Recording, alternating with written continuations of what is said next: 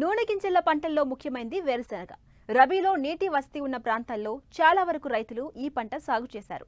ప్రస్తుతం వివిధ ప్రాంతాల్లో వివిధ దశల్లో ఉంది. అయితే కొన్ని ప్రాంతాల్లో పురుగులు ఆశించి తీవ్ర నష్టాన్ని కలిగిస్తున్నాయి. ఈ పురుగులను గమనించిన వెంటనే సమగ్ర సస్యరక్షణ చర్యలు చేపట్టాలని తెలియజేస్తున్నారు జమ్మికుంట కృషి విజ్ఞాన కేంద్రం శాస్త్రవేత్త శ్రీనివాసరెడ్డి.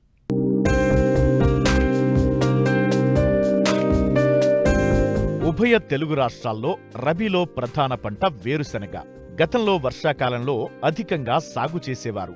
అయితే రకరకాల కారణాల వల్ల సరైన దిగుబడులు రాకపోవడంతో నీటి వసతి గల ప్రాంతాల్లో రబీ పంటగా సాగు చేస్తున్నారు.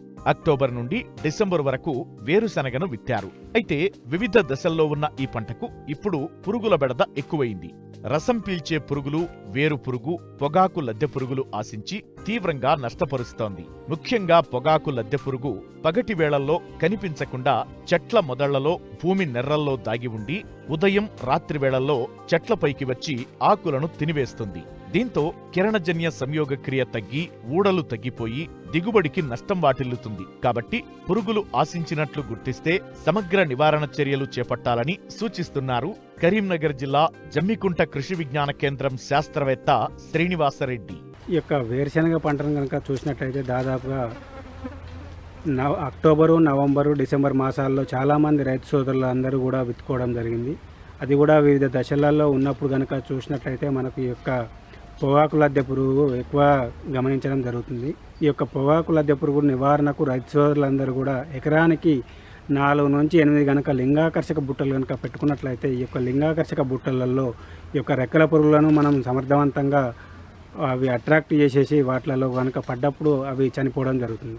అదేవిధంగా ఎక్కడైనా మనకు ఈ యొక్క ఉధృతి కనుక ఎక్కువగా ఉన్నప్పుడు కనుక చూసినట్లయితే దాదాపుగా ఈ యొక్క 0.4 గ్రాములు ఈ యొక్క ఇమామెక్టిన్ బెంజోయేట్ అనే మందును కనుక మనం పిచికారీ చేసుకున్నప్పుడు దీంతో పాటుగా వేప నూనె కూడా 5 ml కనుక లీటర్ నీటి కనుక కలిపి పిచికారీ చేసుకున్నట్లయితే ఈ యొక్క పొగాకు లద్దె పురుగు యొక్క గుడ్డు దశలను కానీ లేదంటే లార్వా దశలను కానీ మనం సమర్థవంతంగా నివారణ చేసుకోవచ్చు.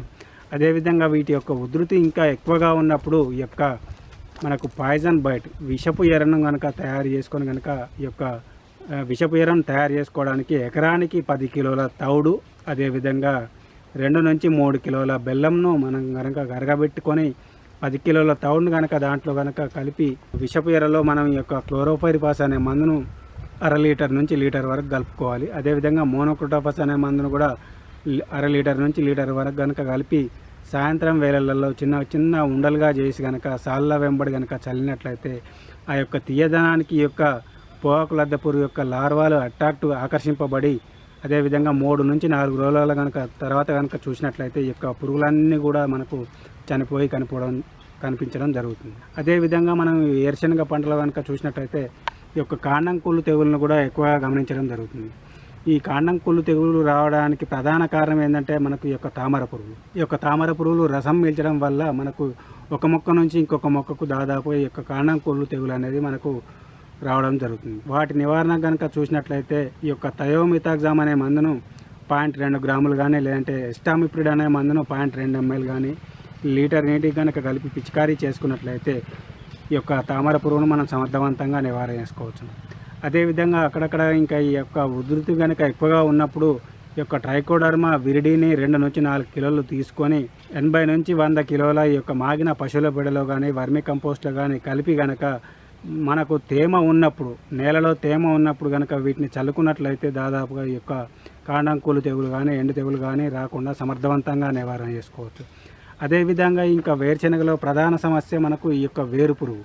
ఆ యొక్క వేరు పురుగు రావడానికి ప్రధాన కారణం ఏంటంటే మనకు అక్కడక్కడ ఈ యొక్క కంప రేగు చెట్లు కానీ లేదంటే ఈ యొక్క అతిదేయి మొక్కలు కనుక ఉన్నప్పుడు ఈ యొక్క వేరు పురుగు అనేది ఎక్కువ రావడం జరుగుతుంది. ప్రధానంగా వాటిని కనుక తొలగించేసి అదేవిధంగా మనం నీటి తడి ఇచ్చేటప్పుడు కనుక ఈ యొక్క కార్బోఫ్యూరాన్ 3G గుళికలను ఎకరానికి 3 నుంచి 4 కిలోలు కనుక చల్లుకొని నీటి తడి కనుక ఇచ్చినట్లయితే ఈ యొక్క వేరు పురుగును మనం సమర్థవంతంగా నివారణ చేసుకోవచ్చు. లేదంటే మనకి ఈ యొక్క క్లోరోఫైరిఫాస్ అనే మందును కూడా 2.5 ml లీటర్ నీటికి కనుక కలిపి పిచికారీ చేసుకున్నా కానీ ఈ యొక్క వేరు పురుగును మనం సమర్థవంతంగా నివారణ చేసుకోవచ్చు.